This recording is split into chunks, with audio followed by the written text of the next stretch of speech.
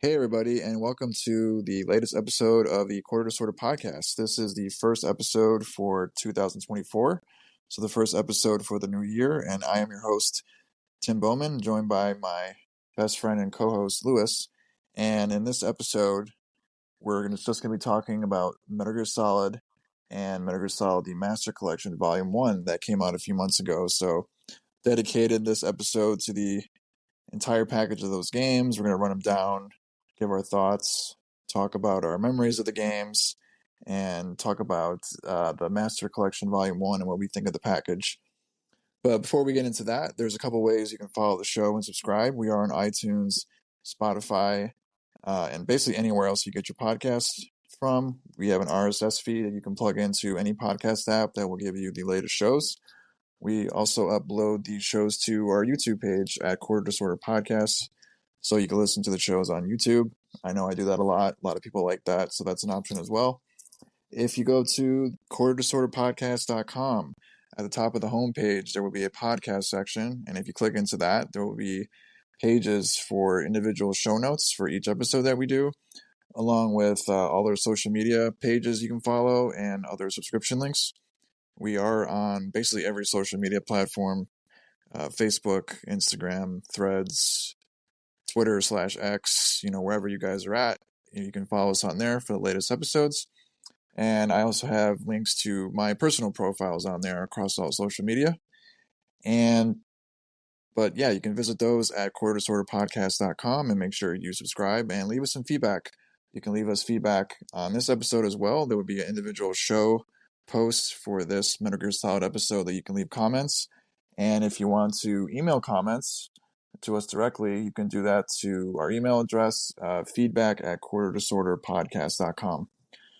So we're going to get into the episode now and just kind of a little brief backstory about the Metal Gear Solid Master Collection Volume 1. The game came out last October, on October 24th, for the Nintendo Switch, PlayStation 5, PS4, Xbox Series X/S, and PC through Steam for $59.99. And this release includes 3 Metal Gear Solid games: the original Metal Gear Solid 1, that came out in 1998, Metal Gear Solid 2, Sons of Liberty, that first came out in 2001, and Metal Gear Solid 3, Snake Eater, which first came out in 2004. And the collection also includes a lot of bonuses, including 2 of the original Metal Gear games, the first Metal Gear from 1987, and then Snake's Revenge from 1990. So before we get into the show, deep into it, Lewis, what are your kind of initial memories and thoughts about Metal Gear Solid? So the first time I heard about Metal Gear Solid when I was a kid, it was directly from my brother who had played the game upon its release. He got it from a friend, I believe, and I remember him telling me, and this has still stuck with me after all these years. He said, "This video game is going to change how video games are viewed." And I think he was kind of right because after playing, Super Nintendo as a kid, playing the Marios, the Tiny Toon Adventures games, stuff like that, and X-Men games, other superhero games as well. I kind of viewed video games as like adults kind of did, like as a toy. And I want to say playing MGS1 showed me what video games could be like art.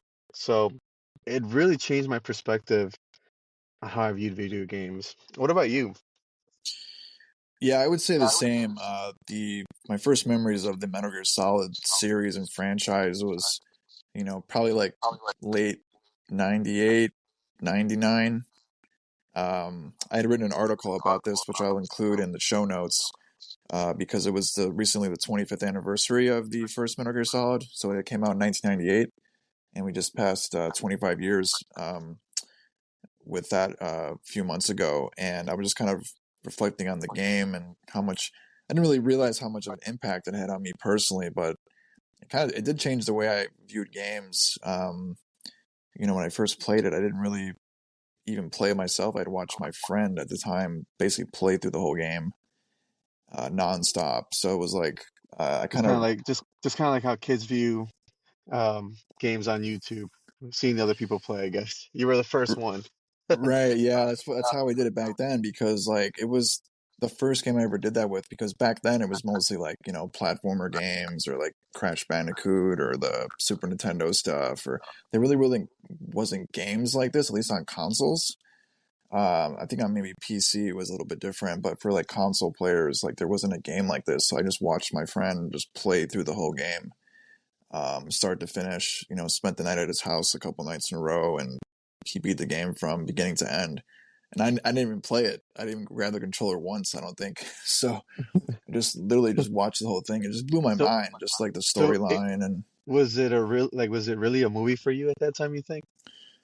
yeah, it felt like a game, a movie, like just a combination of so much different things that you just really didn't see on the PlayStation, and definitely didn't see on Nintendo 64.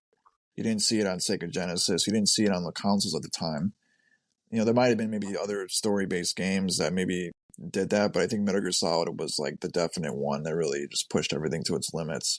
So that game really had a huge impact on me, and I eventually got my own copy and played it, beat it several times.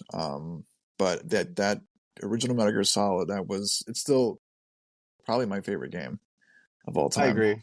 I agree. Mhm. I still find it as the perfect game. Even today, after replaying it back in October of 2023, it's still my favorite game ever. It's still number one for me. Yeah, that's how powerful that game is because it's so old now, and the technological advancements have been so great that even like going back to playing it, um, it can be a little rough going back to playing those old PS1 games, but it's just so So well fantastic that it made. really holds It's up. so well made. Yeah, I think Hideo Kojima, even though those those ideas he had back then, he probably wanted to do a little bit more, but he really pulled the power of the PS1 with this game. I think he pulled it off, in my opinion. I know Hideo Kojima today, it can be a little divisive in terms of like some people don't like him, people like him, but if you really want to like Hideo Kojima's work, this is the game to play. Yeah, it really is. So, we're gonna get into the actual Metal Gear Solid Master Collection Volume One and what that is. So basically, this is the kind of like ports. I would say it's not a full remaster or redone like something like The Last of Us or well, it's probably comparable to that. It's not like a whole new game, but they're actually ports from 2011, the release of Metal Gear Solid HD Collection for the PlayStation 3 and Xbox 360. So MGS2 and MGS3 were originally made by Blue Point Games, who are now owned by Sony as of 2021.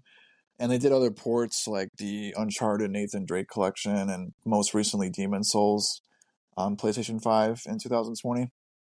So they're kind of a studio that's known for putting old games together and then re-releasing them. So I believe most of this release is still intact of that Blue Point Games 2011 release, just with improved frame rates and graphics and things like that for modern consoles because they really weren't backwards compatible, at least on Sony platforms, and the game was never on Nintendo. Um, so it's kind of opened up the game for basically a whole new generation, a new audience. And Metal Gear Solid 1 is an emulation of the PS1 version, and I believe different regions can be downloaded for, North America or Europe or Japan. So it kind of changes the game a bit there. But I haven't actually played the Master Collection. I know Lewis did, and he's going to give more of his thoughts on that. And I recently played through a lot of Metal Gear Solid 1. So we're kind of going to go through each game and break them down and kind of give our thoughts. And I guess what are some of your impressions of the Master Collection itself as a package? Not the games themselves, but the overall kind of release that Konami's put together after all these years. Well, compared to their other release, the Calabunga collection for the TMNT games, I kind of wish it kind of included, you know, some special features that showed like commercials or or magazine covers promoting the game. Because on the Turtles game, they actually have that in their menus, and I was kind of disappointed MGS, didn't really provide that this time around from Konami, especially because I was kind of hyped up seeing those little Easter eggs that they provided on the Turtles game, and then not seeing something as cool as that for Metal Gear, it kind of bummed me out. But I mean, they have, the NES games, and I was kind of shocked that they actually included them because they could, once a video game company wants to milk something, they'll do anything, and I mean anything. They'll just milk it. I suspect the Volume 2 collection will be the PSP games. That's what I think. But they might do the whole 4 and 5, and I guess Peace Walker, and then include Portable Ops later on, maybe the Metal Gear Acid games. But that's later. That's later on in the future. But currently, just what they presented in this package, game wise, selection, yeah, it's okay. It's not perfect. They could have done better. Like I said, showing menus of commercials or trailers even promoting, during the E3 trailers they did back then. They could have put those in here. I felt like felt kind of soulless in a way. So like they could have like it was more maybe like a bare bones port, kind of just acceptable play Yeah, of the pretty much games. it was just like here are the games, pretty much. Right. Did you ever play the Metal Gear Solid HD collection from Yes, 2011? yes, I did. I played them. Yes. So what are your memories of those compared to what the games are now? So basically, comparing them, well, they just have nice menus in the current generation. That's all. Because it's basically here are the games, here's what you paid for, and obviously they have, like you were saying, downloading the European version, the Japanese version, the North American version. That's only difference. Back then, you didn't have those selections.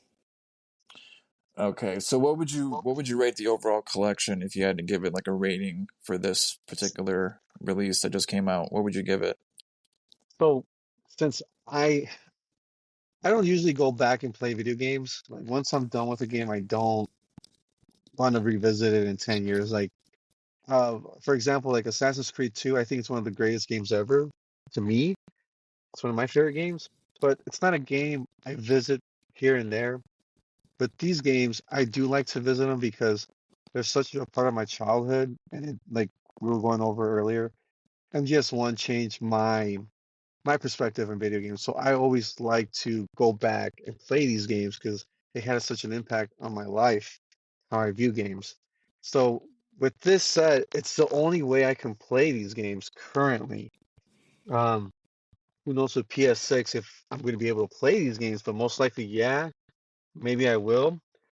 Um, I'd say out of five, I'd say four because to me, they could have done better with the menus presenting Easter eggs, kind of like, hey, this is the first MGS2 trailer from E3. Here it is.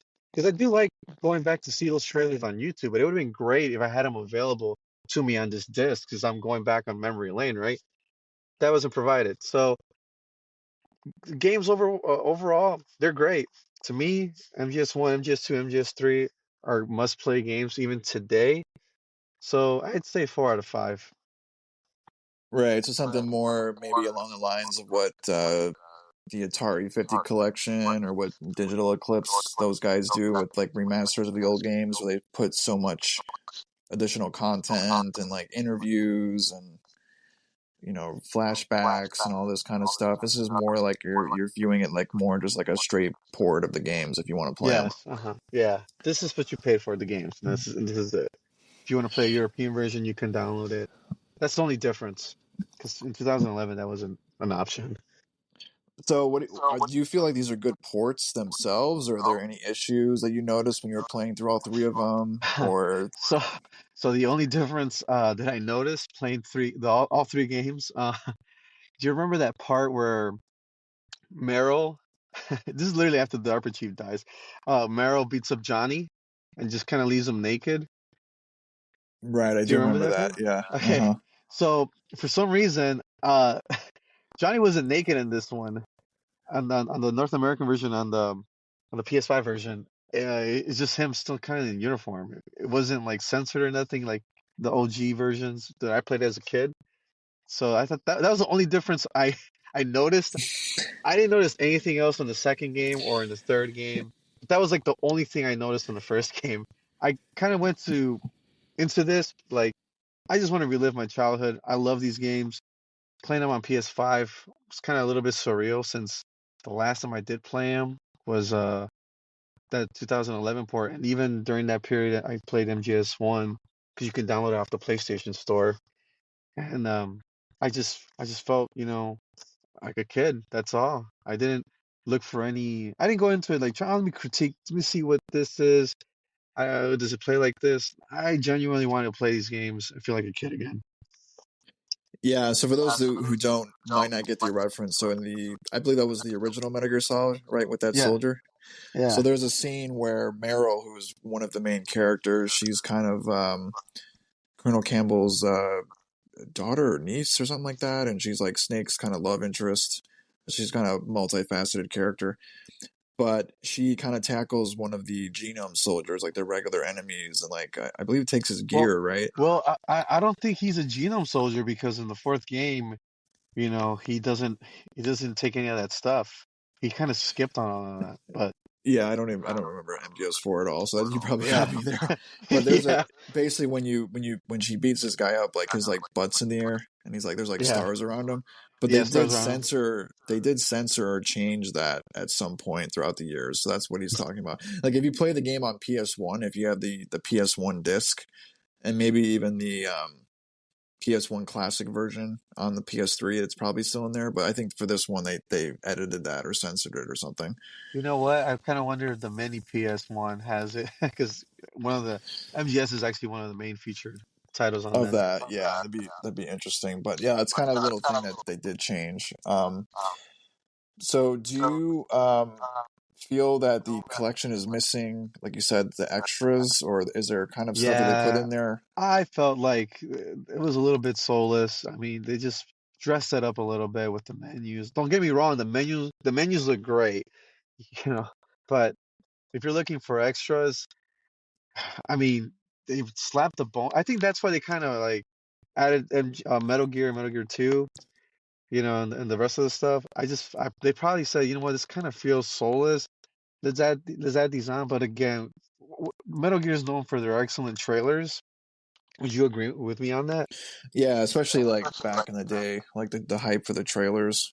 Yeah, Um, incredible. I mean, mhm. there is an interview that Kojima did for G4 that, he mentioned that whenever he showed MGS1, people stayed all day just looking at this trailer and were mesmerized, from what they seen.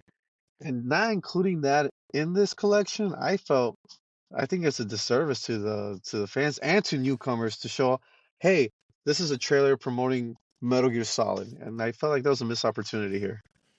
Yeah, I know the collection has like digital, like art books and stuff like that, and there's a Yeah, comic book in there too. But which was released on PSP. Yeah, yeah, but I get what you're saying. It's they really could have done a lot more. I'm actually surprised that Konami even bothered to put this out. Um, they're kind of getting back into their gaming division. I mean, they're redoing Metal Gear Solid 3 Snake Eater, like completely remaking that game. They're bringing back Silent Hill, things like that. But for a while, Metal Gear Solid was kind of just dead. Like there was just yeah, nothing going on with it. gone, At least gone. Yeah, since 2015 when Metal Gear that's Solid nine. 5 came That's out. 9 years ago. That's 9 years ago. That's crazy. Right, and they kind of just didn't really do anything with it. Well, they had Metal Gear Solid, I think Zombies. What was that game that came out? Was that after? Yeah, that's after like right after Kojima left. I forgot the name of it, but it was Mhm. a really bad game. Nobody Yeah, even discusses that game. I don't. I think the no. fans consider it non-canon. Yeah, it's kind of just it was kind of like a crappy game that got panned at the time, and I don't think Kojima had any involvement in that. And then after that, you really didn't hear much from Metal Gear Solid until really like the last past year with this collection, and then the announcement of the remake of Snake Eater. So, why don't we get into each game, talk briefly a bit about it and how the games hold up. So, after beating Metal Gear Solid 1, the original game from 1998, How do you feel about it now, playing it on this collection? So after currently playing video games that are 40 hours plus, this game felt very short to me. 10, maybe 10 hours, I think it was, for me, it took to beat it again. Very difficult. I do not remember this game being this hard. And it's kind of crazy because this is actually the first rated M game I ever beat as a kid. So I'm kind of wondering if I'm like probably, slipping a little, as I get older. But it felt really cool going back and just seeing the environment that MGS1 had. It's really old school movie format. This agent goes in there, he's a spy. Well, not a spy, but he's trying to rescue the hostages, and then as you go on in the story, his objective changes, and he has to save the world basically from nuclear attack. And I think it's the most important game out of the three because of the story alone. Out of the three games, I felt like this game had the greatest presentation. And seeing that today, I kind of feel like some certain games in today's world are kind of missing that. I don't know if you would agree with me on that. Yeah, it's definitely it still stands out like 25 years later. And then to your point too about the game being harder, I actually played through it. I re-downloaded it on PlayStation 3. So I hooked up my play before this was before the Master Collection came out because I was writing an article about the 25th anniversary of the game. So I connected my PS3, got that out of storage, had to do some wonky like transferring funds because they like shut down the store, so it wasn't like easily able to like add funds to buy the game. So I had to do that. The game cost $10, so I downloaded it on the PS3, played it on there, and to your point, like the controls are just so much different from what we're used to now Yeah. that I kept dying like repeatedly on certain sections. It wasn't really like frustrating, like, oh, this game's like cheap. It was like, yeah, I just like suck at this game now because Oh, like there wasn't any analog controls, so you had to use like the directional pad on the PlayStation 3 controller. horrible D-pad. Yeah. I believe when this game came out, there was no analog uh, in the original game. I might be wrong on that, but either it just came out at the time or it was like so new. I don't remember the original having analog controls. Yeah, I don't think. Um, I think there was a later version released with DualShock, mhm. kind of like Resident Evil 2 style. But the game's presentation, yeah, it is like a spy thriller movie. The presentation and the cutscenes are really it's just very theatrical, and Yeah, there's just so much the dialogue. voice acting is it's still amazing to this day. Hmm. Every character from the DARPA chief, Liquid, Revolver Ocelot, Merle, even during the cheesy moments in that game, it was so well done and it just holds up today. Yeah, the voice acting is pretty incredible, and I'll link the article I wrote in the show notes so people can check that out and get more history about the game. But one of the details I wrote about was the actual voice acting recording for the first game.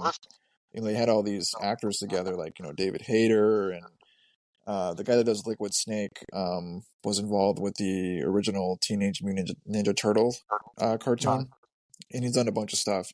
So they had some pretty great voice actors, but they basically recorded it in a Los Angeles home that was converted to a studio. So they're basically all sitting in like a living room area, recording their lines, and they could hear like the traffic outside, like cars driving by, or somebody honking, or people even talking.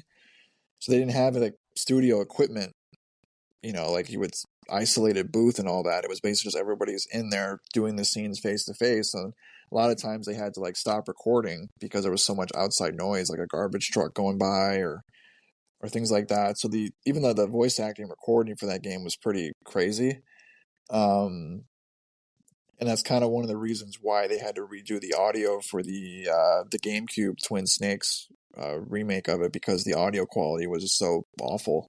Like when they yeah, it went was so back to it, bad. they couldn't use the files. I mean, you wouldn't notice it on the PS1, but I guess they couldn't use the files later on.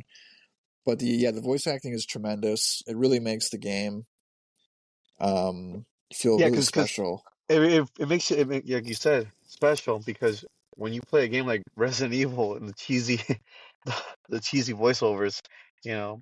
And you compare it to this, it's night and day. That's what makes this game so special. That's what made me look at this game as art because you know the voice acting was so serious and the music as soon as you start the game, the music's incredible from start to finish. I think Yeah, the the music lead really up, adds to that feel of the intensity and tense yeah, nature of the gameplay. especially at the end when you know when you beat you know Rex and you gotta escape. What what incredible music! It really felt like a great climax of a awesome game, and you're experiencing something really special. We just didn't know it at the time, probably because it was just the first of what video games could be. Yeah, and this is like I said back in 1998. So I think the only game that would probably be maybe even comparable to like the impact it had was like the original Half-Life, maybe Yeah, on the PC side, which came out in 1998 as well. But for like console players, like Nintendo or PlayStation, there was like nothing like this. And nothing. you know, the gameplay it does feel shorter. So I got up to the point where you fight the cyborg ninja. Oh, It's a Gray really Fox? great boss fight. Gray Fox, yeah. And then I decided to stop playing because I was like, you know what? I'm gonna eventually just buy this master collection and get trophies or achievements or whatever. So I stopped playing, but the game did, in my memory, felt like way longer. But when you go and play it, like a lot of the rooms are smaller. The scenes are a lot shorter than I remembered. Because you're going back and playing a game on PS1, 25 years of game advancements. It's in our memory, it's bigger than it was, but everything still holds up for like the package itself. Yeah. The only thing I thought was the controls were a little bit tough, but how did you feel the controls were for the in this master collection? Was there analog? Was there I use easier? analog, Mhm. and it felt pretty good. The game was just difficult, so you don't really blame the controls on you know as you're playing. You just feel like, man, am I slipping in my 30s? You know, 'cause I played this when I was 8. So it's I felt like the controls were there for for this game. Okay, well that's good to know. So like at least like some of the game has been updated in the master collection for like updated controls and stuff. Mhm. Um, but yeah, when you play the original, it's a little bit hard nowadays because again they didn't have all this stuff. Even the camera angles were, they were doing tricks to like make you think certain things were there, weren't there because of just the limitations of the PlayStation. Um, so it's always I would love to hear like a perspective of somebody who's like never played this game before and like this is the first time they're playing it, or especially like a kid playing it. I Just to see their mean, yeah. perspective because for us it like blew us away. Like there was nothing like Metal Gear Solid One. So I it's kind of bad. But I kind of wish my son would play it because he's 8 years old. That's the same age, you know, It's as this about the game same came age out. I was. Yeah. Yeah, so it's kind of like maybe he might like it, you know? Who knows? But I feel like this game is very special. To me, this is the most important game in the package because it's the oldest game that I mean, yeah, Metal Gear 2, but I'm talking what made this franchise big and very important, not only in video game history, but for Sony's sake, right? But it's kind of wild that this game's also available on Xbox, you know, and Nintendo, which was never the first game at least. It's never been done before. No, and there's I mean even like to play the first game like before this collection it was extremely difficult. Like I said, I had to hook up my old PS3, and then Mhm. if you wanted to buy the game, you had to go through all this different hoops just to add funds to your account because they closed down the store. So it's not easily accessible to play. There was a PC version on Good Old Games, but I've heard that port sucks. Mhm. So the game wasn't on Steam, it wasn't on any Nintendo console, it wasn't on Xbox. Um, so yeah, it was like, it was really difficult to play for such an important release. So at least in one aspect, I think the collection's important just for that. It kind of gives like a whole new audience the game and kind of puts it in its own, museum in a sense because you can always go back to this game. It's always going to be Yes, available now. especially since it's on Xbox. Yeah. And I know like at least it's on Steam. People can always check that out and regardless of what happens with like like a Nintendo or a PlayStation backwards compatibility. Well, PlayStation's been pretty good so far, like with PS4 and stuff. So presumably, like it'll still be playable, but at least for now, it makes it much easier because for years it just wasn't. But so yeah, do you have any other final thoughts about Metal Gear Solid 1 before we I move on think to the sequel? I think it's very important that anybody that's interested in these games that's never played them before, they should just buy the game just to play this game. It's very important because without this game, you don't have your Gears of War or other hard-driven narrative games because this is the game that set the bar, I believe. Yeah, it really did, and the bar was really high for the sequel, which was called Metal Gear Solid 2: Sons of Liberty, which first released on November 13th, 2001 for the PlayStation 2 in North America. So from my memory at the time, the hype for this game was just incredible. You really don't see hype levels like this. I guess the most recent game that you do see it for is like Grand Theft Auto, Yeah. the sequel, Grand Theft Auto. Was it at six? Yeah, six. But I mean, in current gaming landscape, there's really not that hype for big releases like this anymore. I mean, it was like incredibly huge. It was for a couple of different reasons. One, it was the follow up for Kojima's original Metal Gear Solid game. Two, it was one of the big early releases for the PlayStation 2, which was a new console at the time, had only been out for a year. And then just the kind of graphical leaps and gameplay leaps that was being shown off up to the game's launch. It was This just is the first time you can actually see Snake's face in gameplay. right. I mean, I still remember like reading, I think it was in magazines or seeing videos or something. Like you can shoot like ketchup bottles in like the dining hall of like the ship you're on. And it's like, oh my God. The light bulbs You can, yeah, pop light bulbs. get You can sick do because all you're this on a crazy line, stuff. which we all take for granted now, but back then it was something to see. Yeah. What was that you were talking about? That was something to. Oh, about the game, like you're outside and it's raining, you actually can get sick and you got to find medicine to cure yourself Right. I do remember that. Yeah, that was kind of crazy. That because you Snake know. would sneeze and they would alert the guards that there's somebody nearby. Yeah, even some of these features for like the PS2, I'm looking back on. I'm like, man, this game was like really ahead of its time. Yeah, Um. not So just gameplay wise, but even narrative wise. right. So a little bit of backstory about the game. It is a direct sequel to Metal Gear Solid. And in the story, you play. There's two main characters. One is Solid Snake, and his I guess apprentice you'd call him Raiden. Raiden. Right in? What was Okay, the it's not. It wasn't his apprentice. It was just a kid who had a connection with the bad guy of the game, Solidus, who is Snake's brother. right? So there was two main characters, and everybody hated Raiden. Okay, Raiden. so What what was your impression as you first played this? Because I have a different perspective, I think. As a, I from what I remember, because I bought it when it came out in 2001. So like it was Huh? day one. I remember buying it. I don't know. I forgot how I got a copy because I wasn't obviously I was underage. Yeah. But I did play it immediately. I think I was blown away by it. I didn't like it as much as the first game, but it was still pretty terrific. And I was kind of mixed on the And, character they introduced because I and wanted to play Raiden. more as Snake. So did you feel kind of this is not as good as I hoped it'd be? Do you kind of I regret didn't. it at the time?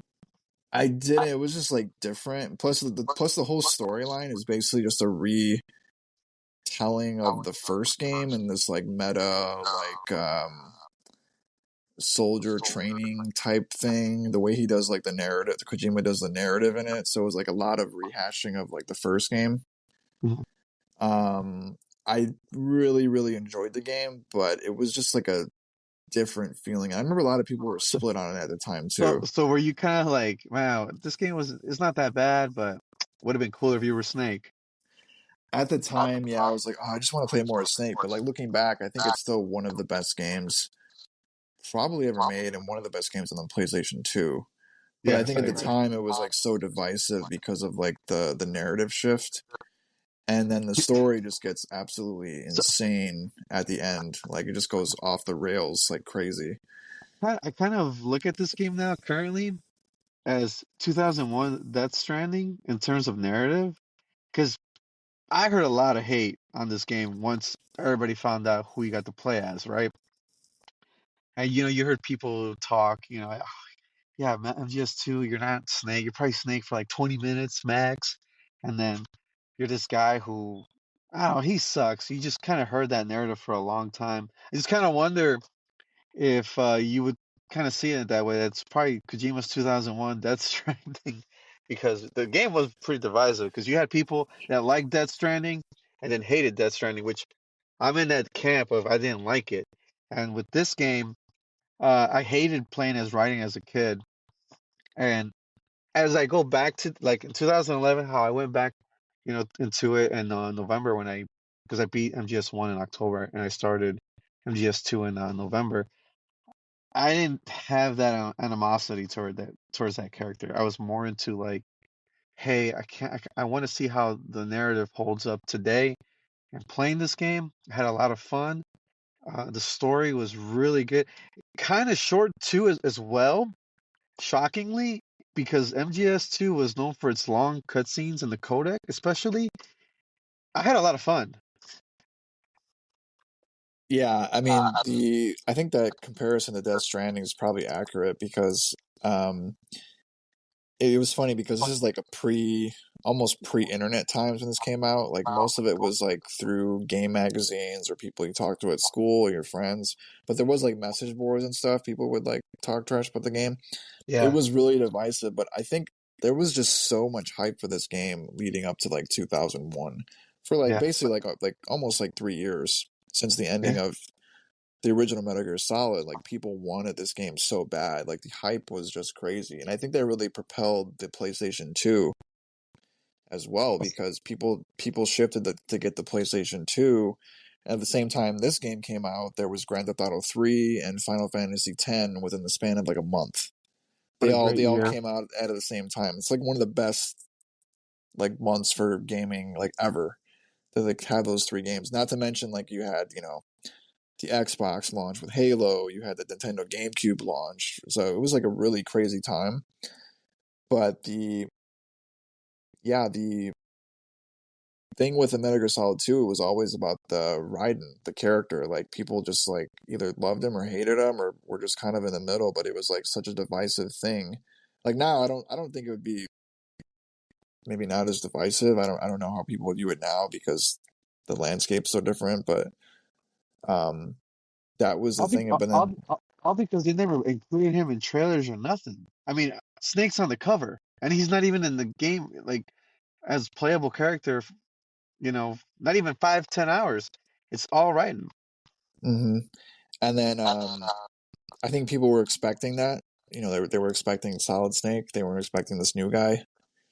Um, so yeah, I haven't played this game probably.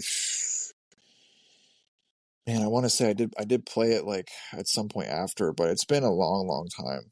But I would still say that in my memory, it's still one of the best games ever made.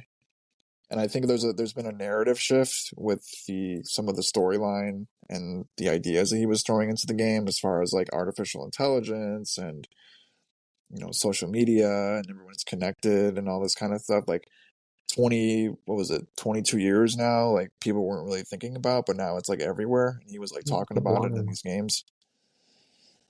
Really wild. He was Hmm. ahead of his time again, not only in the gaming world, but in the real world as well.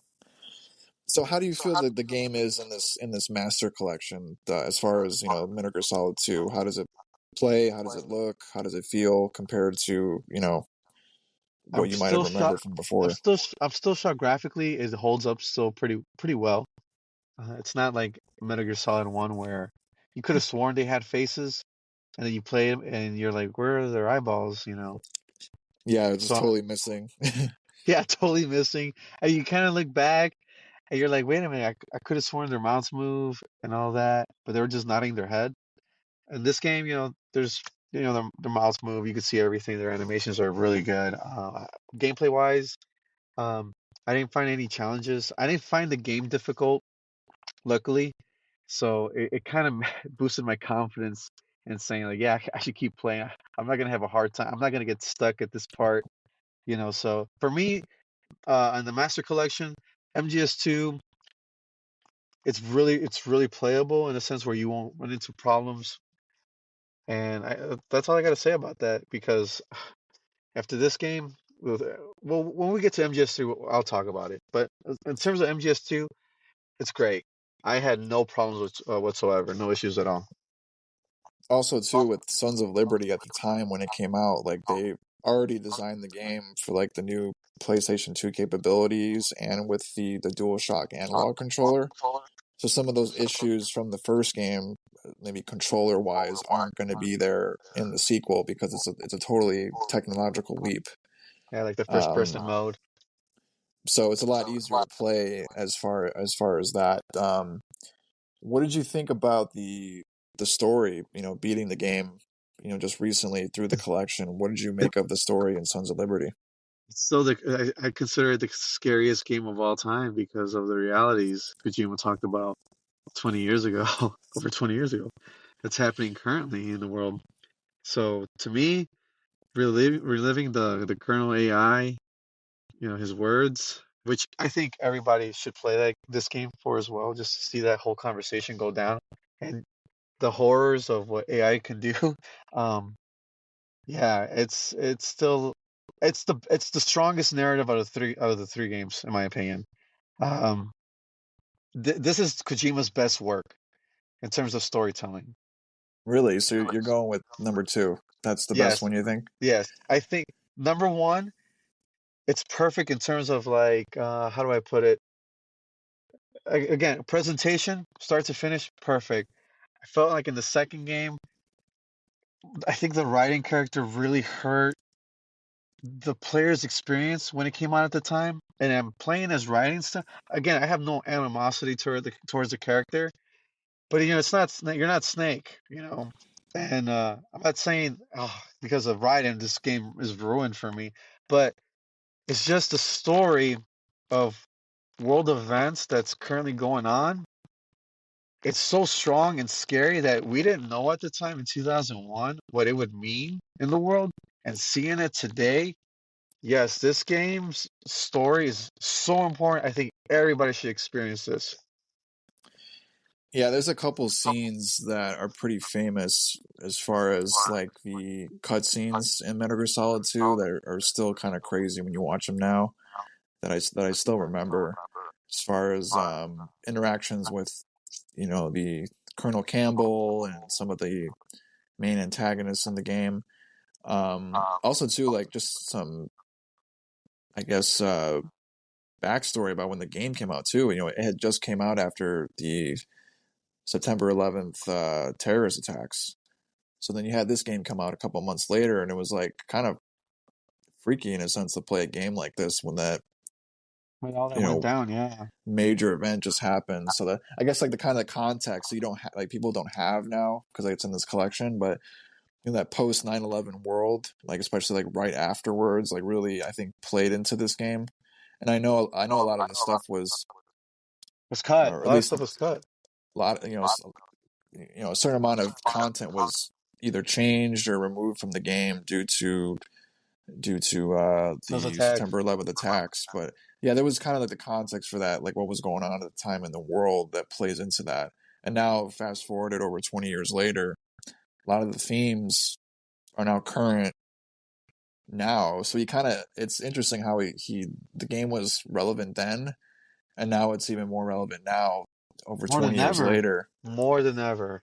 So it's pretty crazy to see, any sort of creative endeavor do that, be it a book or a movie or a game Yeah. or something like Eh, that, to have kind of like a dual sort of like relevance, and that changes Yes. over time. So with that said, that's why I think this game's narrative is very important.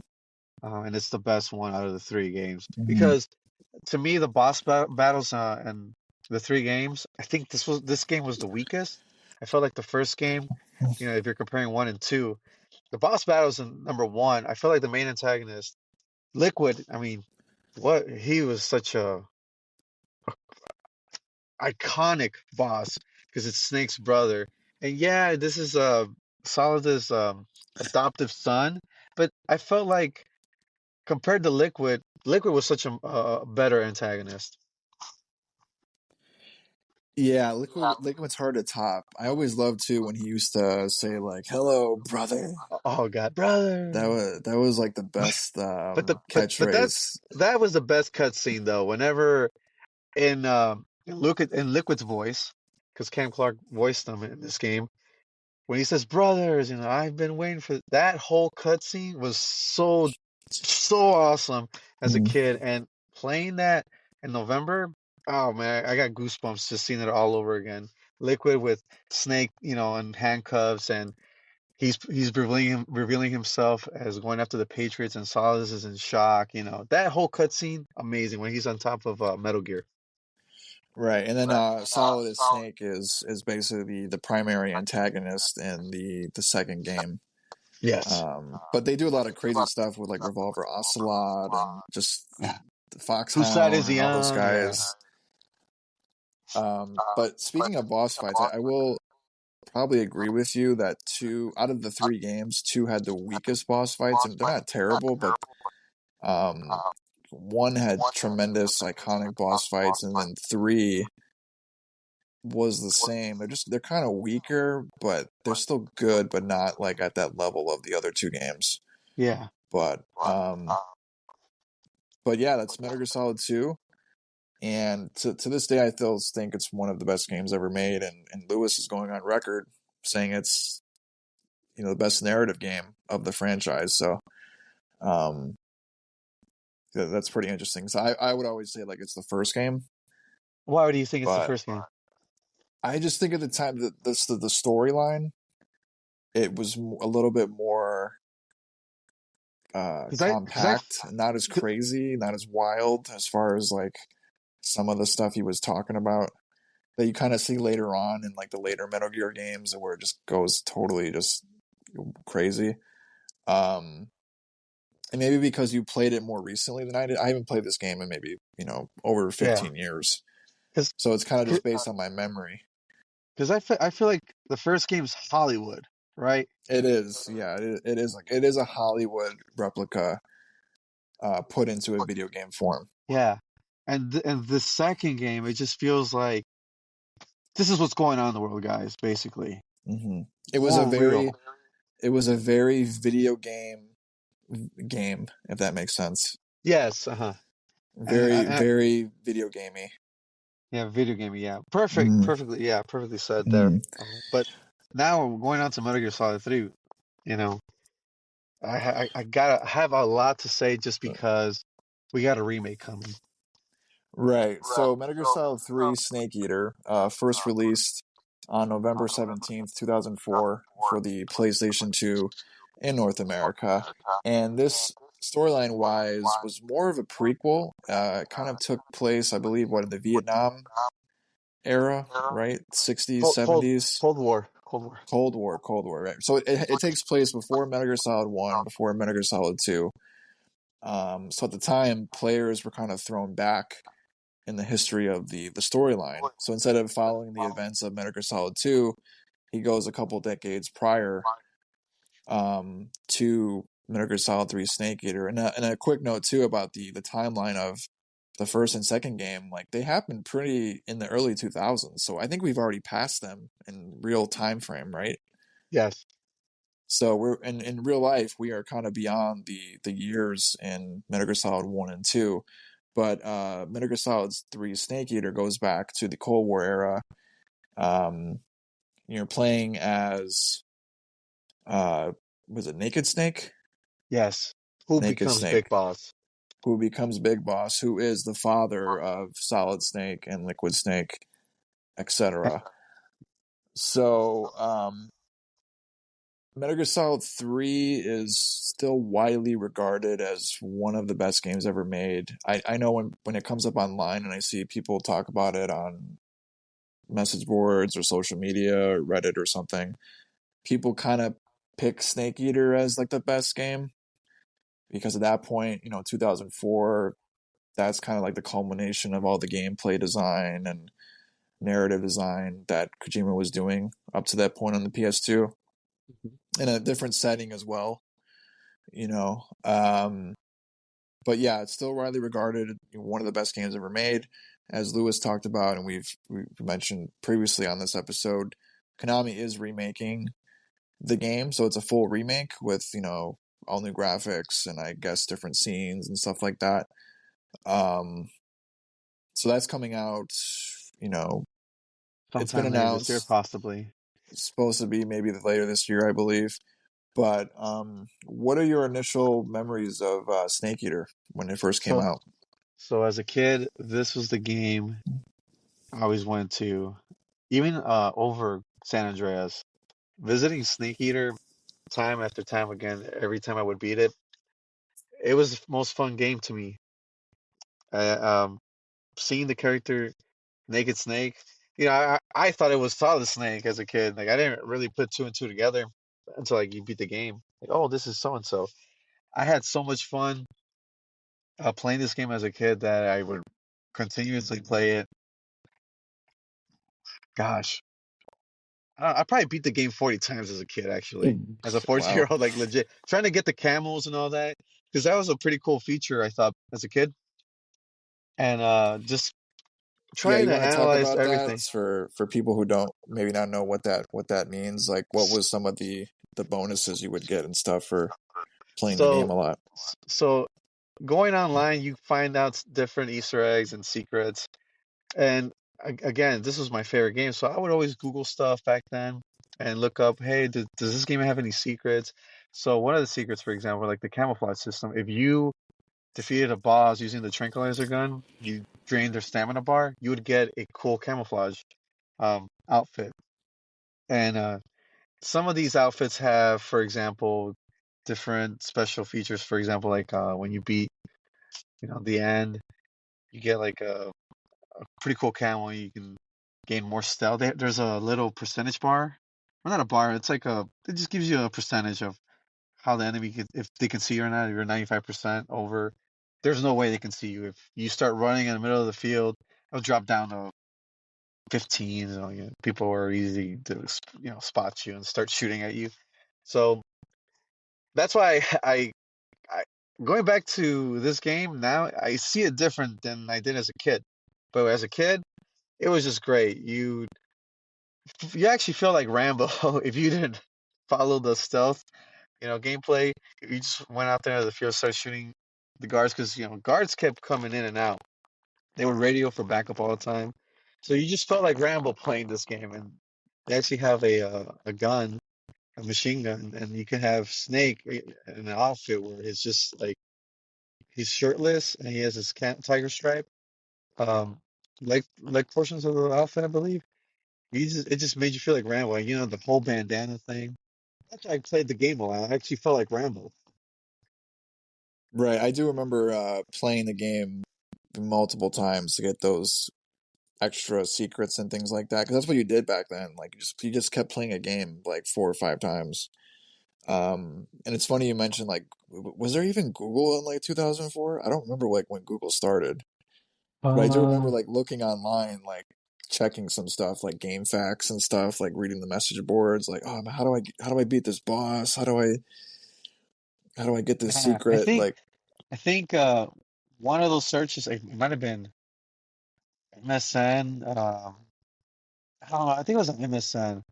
But AOL yeah, search or something. It's something like like that. Yeah, it's so hard to look back on how we would search it. But one of those searches led me to like GameFAQs and IGN, and you'd see on the message. You sometimes random people would just say stuff, make up things just to make a player just kind of play a game for no reason for hours on end. But genuinely, you'd hear lots of rumors, like, for example, the end. If you go into your PS2 and forward your date like a month after, you go back into the game, the end dies, you know? I It, do remember that secret. Yeah, I do remember reading that. Like if you change the PlayStation 2 console date in the system settings and then went back into the game, it changed the actual game. yeah, it would make Mm. them die. So, and then also the food you Mm. carry would expire. You'd see little flies on the icon of your food because Snake has to eat in this game because he has a stamina bar, which they added here, but in a different way compared to MGS2. MGS2, if you're like holding on to the edge of the building, you do pull-ups to kind of get your strength up. But as you're moving along, your stamina bar drops. But in this game, they put it, if Snake's hungry or not. And as it drops more, you're kind of like dizzy in the way. If you go in first person mode, it becomes weaker as well. That's one of the features I like about this game, by the way. Yeah, that was a new thing I remember at the time. I also remember playing through the boss fights with the tranquilizer gun because if you did defeat them, instead of putting them to sleep, you got like the camo or bandanas or whatever. So I do remember doing that. Um, I don't remember much about the story. So This is a little bit hazy for me. So how do you view the story now, playing it recently, and can it give people like a little bit of a background about what the storyline was about? so this was presented as why Big Boss became who he is, right? Who he became in Metal Gear Solid, I mean Metal Gear 1 and Metal Gear 2, how he became the bad guy, the antagonist, and what the Patriots were supposed to be. And that was supposed to be the philosophers. And now looking back on it, I want to say this is a step back, maybe two steps back, narrative wise, because as I was playing through each game, I was still hyped up about the Patriots, and who are they? I think Kojima just he kind of overshot, I think, using the Patriots, making them this big entity, and going into MGS3 and seeing the story, I kept thinking like, what was he thinking? Going back, decades back when he should have gone forward. Maybe he couldn't think of, hey, how do I put this guy in a suit and make him a big bad guy with Solid Snake? So I think he was like, I'm just gonna use Big Boss. We're gonna put Snake. Maybe fans won't complain like they did with Raiden. And then we come up with this cool group, the Cobra unit, as you go through the game, you come across them as boss battles. Which I mean, the Cobra unit to me was great. I still find those boss battles fun. Maybe the weakest one was the Pain. The one with the bees. He would shoot bees out of his mouth. I think that was probably the weakest boss battle of the whole game. But as an antagonist, Bolgan, I thought he was better than Solidus because he was really ruthless compared to Solidus. But the story, I just felt like it was a step back. It didn't show you, hey, this is what the Patriots are about, and it was just a whole. The whole idea of the game is let's present Big Boss's downfall by using a character named the Boss. We'll use her to sacrifice herself for the country of the U.S., but we'll make her an undercover spy. We'll put her in Russia. It didn't do it for me this time.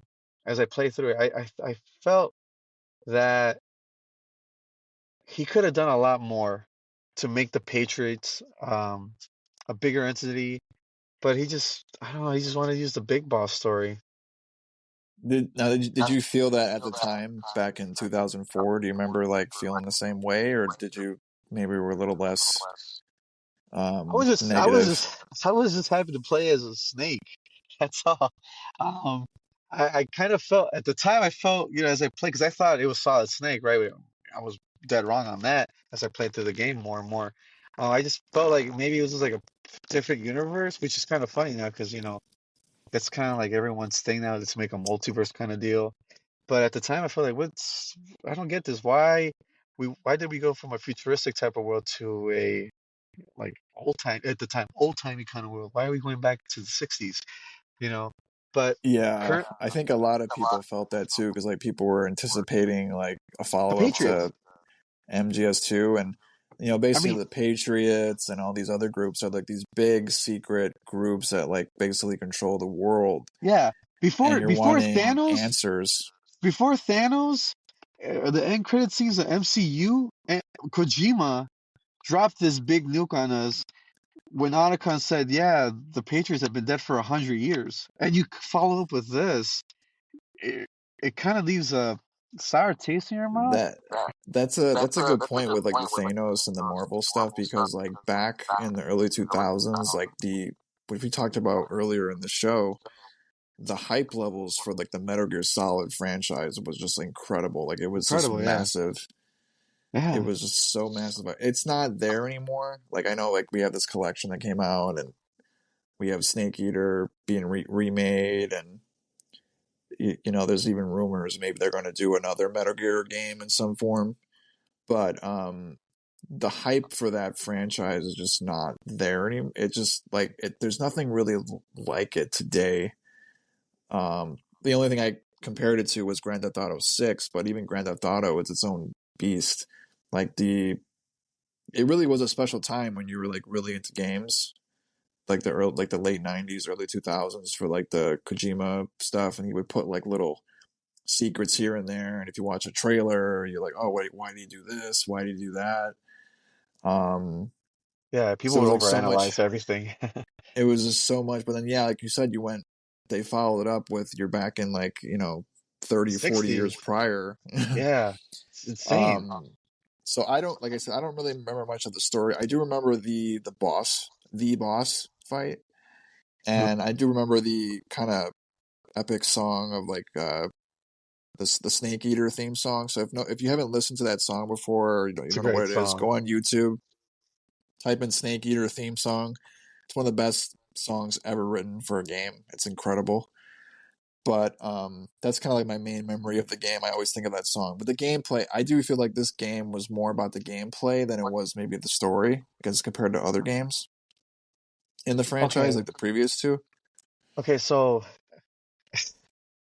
today, in today's sense, that's why I'm kind of really anticipating the third game being remade. Uh, so as I played this game, I had a lot of issues with the controls. The triggers on the L2 and R2 would bring up the menu a lot, and I didn't mean to a lot, but it would just kind of like you just hear click, click, click, click, click, click, you know. I didn't like that. And two, I just felt like the camo system is so dated that I found it really useless today. Back then, it was something to be mesmerized. I was mesmerized by it, but today I feel like it's not needed. That's why I'm kind of curious how they're gonna do this whole system in the remake. I just felt like the camo system it's not there, especially knowing that what MGS4 did, the octo camo suit, the sneaking suit, where Snake would stick himself to anywhere, and the suit would change to that pattern. So going back to this camouflage system, I felt like it was really useless to me. Right, that's an interesting point because, like I said, I feel like for this game there was more emphasis on the gameplay side, Yeah. and I think that's what people look back and say like this is one of the best games ever made, or one Hmm. of their favorites in the series because of the gameplay and the boss fights and things like that. And the story was pretty good too. But I think it's like you said, if you're expecting a follow up to what he said in Metal Gear Solid 2, and then you're like back in time, it's like, okay, well, when are we going to get the answers that we really wanted? I mean, it was a really good. It's still a really fantastic game, and I Yeah. would probably say it's still one of my favorites. It's Um, kind of like that Home Alone and Home Alone 2 thing where if you didn't watch Home Alone 1, Home Alone 2 could actually be its own movie. I feel like this game could be its own game world. Like if I've never played 1 and 2, I can play this mhm. game and be totally fine because there's nobody from MGS1 that's in this game. Maybe Ocelot, but even then, you don't know about Ocelot being a double agent or anything going into this. No, and he's not the Ocelot that you know from the first two games Yeah, either. He's yeah. mhm. So that's why I'm kind of like, when I went back to this game, I was kind of like, you know what? I don't know what he was thinking. And I know Solid Snake is what everybody thinks as a Metal Gear Solid fan, but really it's kind of like that Star Wars thing where the original trilogy at least, um, oh yeah, this is Luke Skywalker's. No, it's Darth Vader's actually, and I think that's what Kojima was trying to do. Like this is actually about Big Boss, you know? Right. Who Big Boss up to that point we really didn't. I mean, Big Boss was in the old games, like the old games on the MSX computer and the NES, but he was just kind of referenced in Metal Gear Solid 1 and 2. Hmm. But in Snake Eater, you're actually, playing as him and getting his whole backstory. And then that also led into some of the uh, side games that he did on the PlayStation Portable, like, Peace Walker and Portable Ops. Portable Ops. So it was kind of like a divergence from like what people were expecting. Because we really didn't get a true sequel to Metal Gear Solid 2 until 2008 on the PlayStation 3. Which So that's fit, a long which time. you, which looking back on it, 4 years is really nothing, but it Hmm. felt like a lifetime back then. Right. Yeah. If you're, it's a entirely new console generation. You're Yeah. waiting basically 7 years too, from MGS2 to MGS4. But playing it now, Snake Eater on the Master Collection. Do you think the gameplay outside the camo system pretty holds up well? And do you still think it ranks up there as one of the best games ever made? Yes, I still think it's a great game. Don't get me wrong. It's still a great game. It's fun to play. It's it's fun to kind of make a strategy of your own. Hey, how am I gonna get into this area? Should I just go Rambo style? Should I do stealth? Or do I do both? It's still fun. It's a fun Mhm. game, a perfect Metal Gear Solid game. I think compare like out of all three games, this is the strongest gameplay, but the weakest narrative. Right. Yeah, I do remember like the boss fights being, like I said, really stand out, and that's something Yeah. too. Each game really had standout boss fights, and I kind of wanted to say, if so now that we talked about all three of these games as a package, if you were playing these for the very first time and you did not know anything, I mean, you had a general idea of what Metal Gear Solid was, but you didn't play the old games, you weren't there for them, and you are playing them from a new perspective in 2023, 2024, which game of the three would you say is best in the present day from this release? Metal Gear Solid 1. Metal Gear Solid 1, you think it's the Yes, best? it's the Hmm. best. It's the most important, it's the best. We have games today that I play and sometimes I'm not engaged. This game in 2023, when I played it in October, it had me from start to finish still. And not in the sense because I love the game so much, but when you play this game, it just sucks you right in with the music, the mood, the mystery. As soon as Solid Snake takes off his equipment and trying to get into the elevator in the beginning of the game before the That's an tower even iconic appears. that's an Yeah, iconic intro to any game. Yeah, it still is. and it still holds up so awesomely in today's world. It's shocking how far we've come in gaming and how that still just still sucks me right in to be immersed in the game where you're just like, man, I'm ready to play this game. Yeah, so if you look at from the time frame here from like 1998 to 2004, Kojima made three of the best video games like ever made. It's a good So that's run. that's really impressive. And then, I mean, like I said, just the hype for like Metal Gear Solid and the love and the passion that people had for it. I mean, they still do, but it's just not at that level that it was during those times. But did you get a chance to check out or look at some of the two older games, Metal Gear and then Snake's Revenge? I didn't play Snake's Revenge, but I did play the other two games. They're very difficult games. If you Right. thought There's a if mhm. you thought Metal Gear Solid 1 was tough, no, these games are very hard. Yeah, because I know Snake's Revenge is kind of like an unauthorized sequel that Kojima had nothing to do with. Yeah. And the original Metal Gear, I'll include there's an interesting article that was written a few years ago by Jeremy Parrish. He posted it on Polygon where he basically talked about how Metal Gear Solid 1 is basically just a remake of Metal Gear. and he goes in the article describing how the storyline's kind of the same, and it's just Kojima referenced a lot of the plot points in that, and now, but with Metal Gear Solid 1 at the time, he actually had the technology available to kind of make that game, which he really couldn't do with Metal Gear. Interesting. So, and it's kind of has this like meta narrative too, like, you know, how he incorporated it in a lot of his games. Like, you know, is it like kind of like Metal Gear Solid 2 was like a throwback to Metal Gear Solid 1 with like the story and the kind of the setup.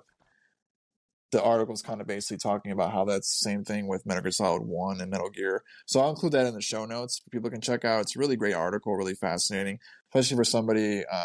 I didn't really have any knowledge of the first Metal Gear. I never really played it. It really wasn't available for, you know, it was available in like Japan, but like in the 90s, like you really wasn't playing that. And it's been included on different Metal Gear games and collections throughout the years, you know, on PS2 and Xbox, I believe, and stuff. But I have a sealed copy of the first game, Metal Gear, on NES. oh, that's right, you do. Yeah, it's gonna like, you know, Well, it's like retirement money. I got a funny story about that, how I got my hands on that.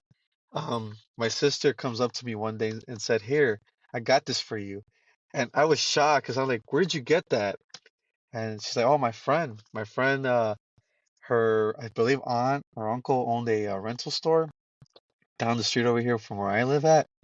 And I was shocked how close it was to me. I had no idea, right? So, because it closed, it's non-existent anymore. So these were in a box in some random house.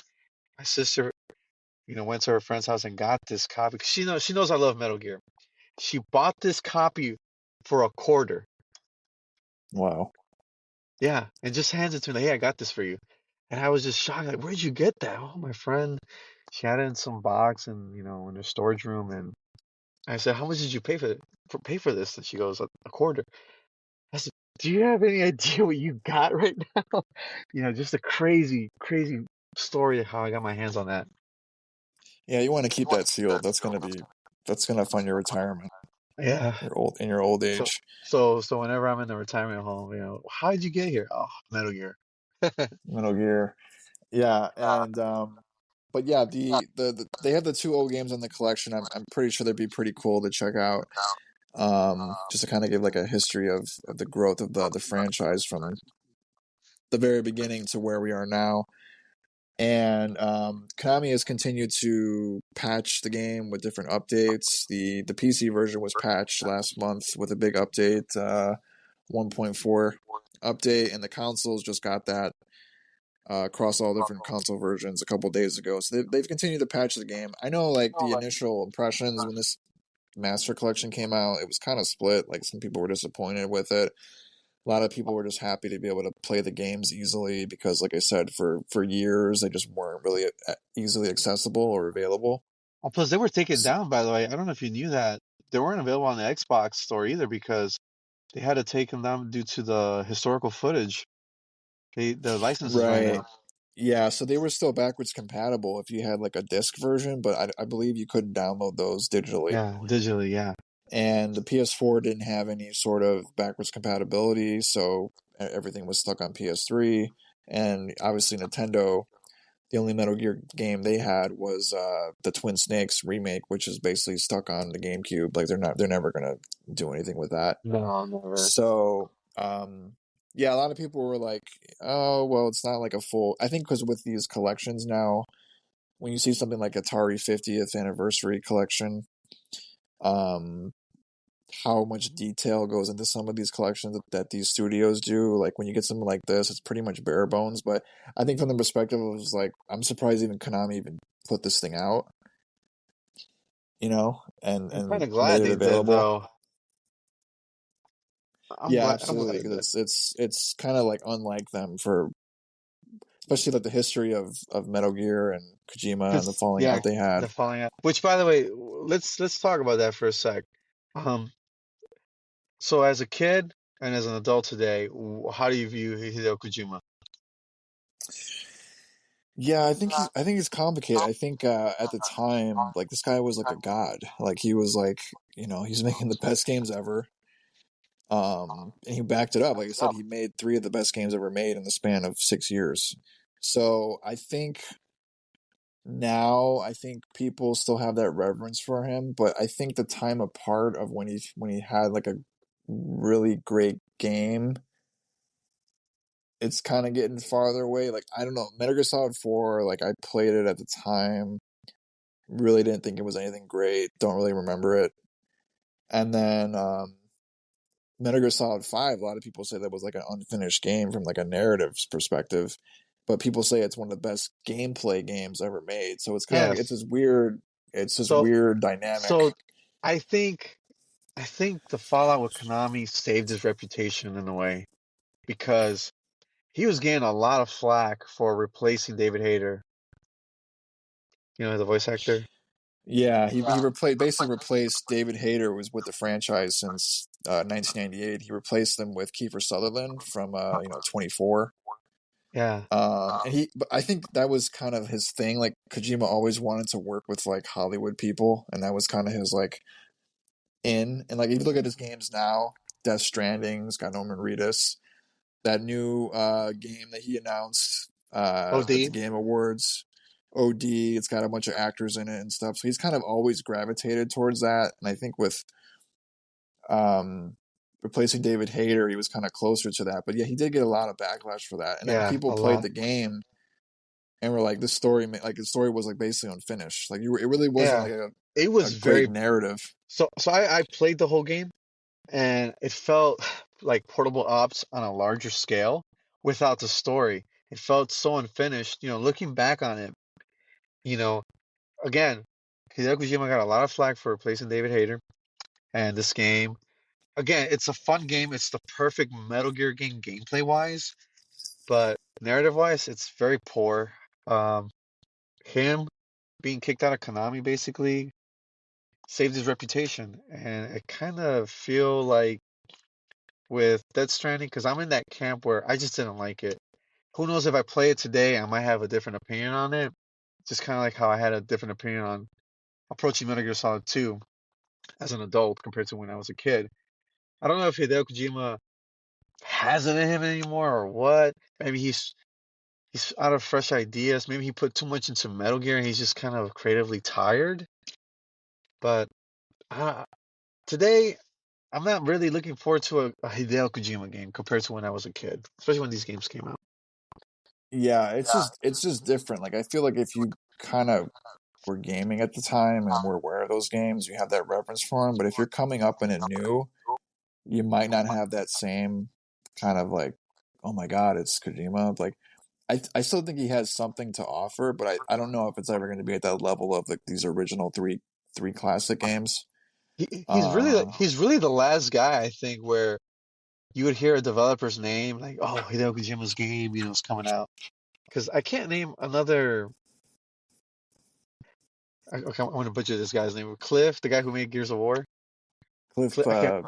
Cliff Blazinski, yeah. Yeah, him. Yeah, Hmm. like yeah, you really don't hear names anymore. It's not just the studio. No, that whole thing of like one guy's name or two guys' names on the game. It's kind of like an outdated like '90s thing, early 2000s, because these games now You have a they're made thousand with people like working on them. thousands of people, hundreds of people. So it's kind of like, oh yeah, one guy made this game. It's more for like a marketing thing, I which think. he still uses. Hold on, I would like to retract my statements. I forgot Ed Boon's still out here. Yeah, but it's never like Ed Boon's Mortal Kombat, right? It's Yeah, it's always but he, NetherRealm Studios or whatever. he's the face. But it He's the never gets face an of it, L. yeah. Yeah, But yeah, I think Kojima still has a lot of respect for those original three games. I don't feel like Death Stranding and maybe in this new game OD, like we don't really know what it is to this extent yet, but there's been a drop off as far as like the quality of it. But as far as my opinion, like he's still the goat as for like just the early games he's made. And I think people will kind of see that when they play through these games in the Master Collection, which is appropriately titled Volume One because Volume Two, there's still several other Metal Gear games, the PlayStation Portable games. You have Metal Gear Solid 4, Metal Gear Solid 5. So there's still more games that they can do, and especially Metal Gear Solid 4 is basically stuck on the PlayStation 3. It's not Yeah. backwards compatible. You can't download it. It's not on other consoles. So I think people would be kind of interested to play those again. I don't believe Kojima had any involvement with this volume collection that just released. He was kind of, like I said, him and Konami had such a bad falling out. So he's not really attached to these games now, and he's not attached at all, actually, to the Snake Eater remake. So it's kind of interesting to go see where Metal Gear Solid goes from here. But, um, it is great that these games are widely available. Um, people can experience the Psycho Mantis boss fight again, from Metal Gear Solid 1 or any other boss fights that come up. Um, and really kind of see where gaming was at then. And really, there's not a lot of games like this even today, as far as such a narrative focus to this level, dealing with kind of current events and geopolitical issues and social commentary and things like that. So it's still to this day, even though these games are, over 20 years old, some of them, they still are relevant now. Yeah, it's insane. The guy's a trailblazer. I'll give him that. Yeah, he definitely was. And just, I think if you go and play these games in the collection, you'll kind of like, they still have that wow factor. Oh, At least, at least, 100%. right. At least when I played Metal Gear Solid 1, I was still like jaw dropped. Like, I couldn't believe how good the game still was. Um, so yeah, did you have any kind of final thoughts on the collection itself, or the Metal Gear games, as we kind of start wrapping the show up? So I think these games are very important in ways that we really don't know how to categorize them in terms of like music, narrative, gameplay. I think if you really want to see what art is in a video game format, this is the best collection, in my opinion, just because of Metal Gear Solid 1 alone. Two, if you want to know what's going on in the world, if you want to see a future predicted 20 years ago, the second game alone is worth it. The third game, you want to have fun in the 60s, just go Rambo. Three is perfect for you.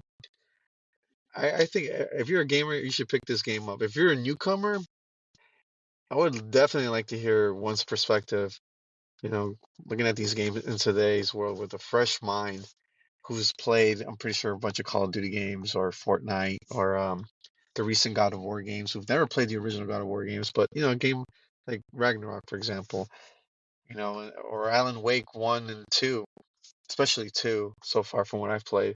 Because without Metal Gear, I don't think those games would exist. Not Call of Duty, but I mean, like Alan Wake 2, even God of War story presentation as well. These games really define an era of what games can be and how we look at games, whether it be a message, whether it be let me sit back and make some popcorn, but you're actually controlling the movie, which is Metal Gear Solid 1 because it's presented that way. The third game, if you just want to have fun, hey, I just want to shoot a bunch of soldiers and save, the world. These are the games to play, and it's readily available on each platform. It's more accessible than ever. Please try these games out. Just give us some feedback, especially at Quarter Disorder, because 2024, there's gonna be a bunch of games where you're gonna run into and you're gonna see something that you might see and hear from 20 years back. And why you think it's new, maybe it's a little bit old in Kojima's playbook from 1998 at least. Yeah, you just can just see the influences of these early games on the stuff like now, and just the influence it had on just like the PlayStation platform. I think it really helped PlayStation be the home for those story-based games, at the time, and which it still is today.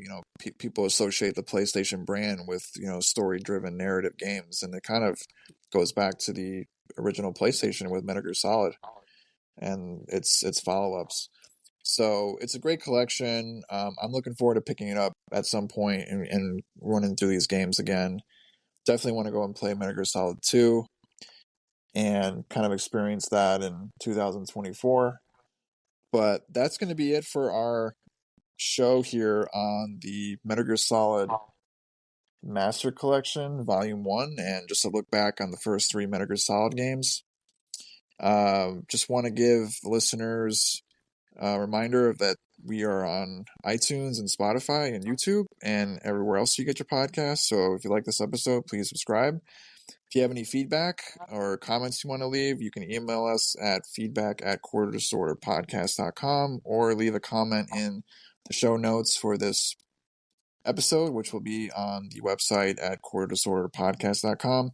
You can follow us on social media at Quarter Disorder Podcast. We're on every single platform. Some of the platform names are a little bit different, but if you want to go on quarterdisorderpodcast.com, we'll have links to all the social media pages. I also have links to my own personal social media. You can follow me on there.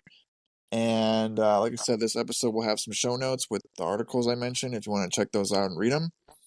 And I think that's going to wrap it up for this episode. So thanks for listening, and we will catch you next time.